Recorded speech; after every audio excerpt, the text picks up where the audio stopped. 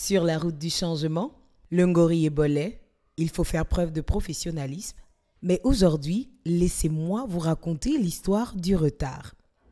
Il était une fois Miss Bouloualou la semaine dernière qui avait besoin d'un make-up pour un shooting photo. Je book une séance et on finit par s'entendre sur 11 heures. Le jour J, prise par plusieurs occupations en même temps, je me retrouve en retard. Et je suis prévenue que vu que je suis déjà en retard de plus de 15 minutes, la séance va être annulée. Moi, frustrée, je commence à appeler et on s'engueule avec la propriétaire de la marque qui me fait comprendre que je lui fais perdre de l'argent parce que je n'ai pas respecté mon timing et qu'elle est très carrée sur ses heures. Est-ce que vous voyez déjà de quelle histoire je veux vous parler? Bonsoir, je suis Miss Bouloualou et je viens vous parler du retard qui est un requis, qui est une obligation sur le chemin du changement. On parle de changement partout, comme je vous le disais dans la première capsule, le changement est partout dans notre pays aujourd'hui. On parle aussi de changement dans notre continent, mais je reste d'abord focus sur mon pays, le Gabon. On parle beaucoup de changement, mais sur la route du changement, il y a un point qui est très important et que nous avons besoin de changer, nous les Gabonais. L'histoire que je vous ai introduite m'a amené à décaler tous mes programmes d'au moins 2 heures de temps. Rendez-vous compte qu'il y avait des personnes disposées à faire un travail à une certaine heure, mais j'ai dû décaler tout de 2 heures de temps parce que je n'ai pas respecté un seul rendez-vous. Nous sommes mardi soir et c'est le Bouloualou Talk et je voulais vous faire passer un message.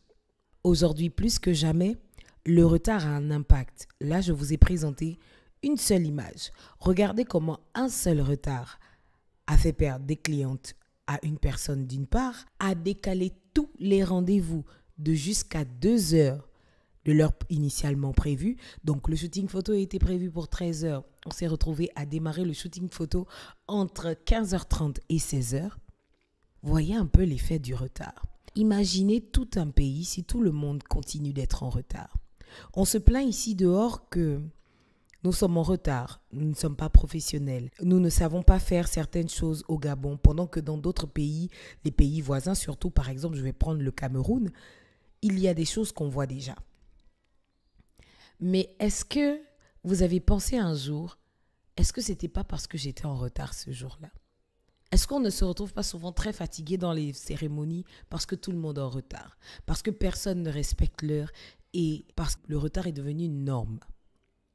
Aujourd'hui, je viens vous interpeller sur cette norme qui ne devrait pas être une norme. Le retard, selon moi, est principalement une affaire de respect. Lorsque vous êtes en retard, c'est d'abord votre interlocuteur, la personne avec qui vous avez rendez-vous, que vous ne respectez pas. Ensuite, c'est un manque de respect envers vous-même parce que qui dit retard dit que tout ce que vous avez à faire peut prendre du retard.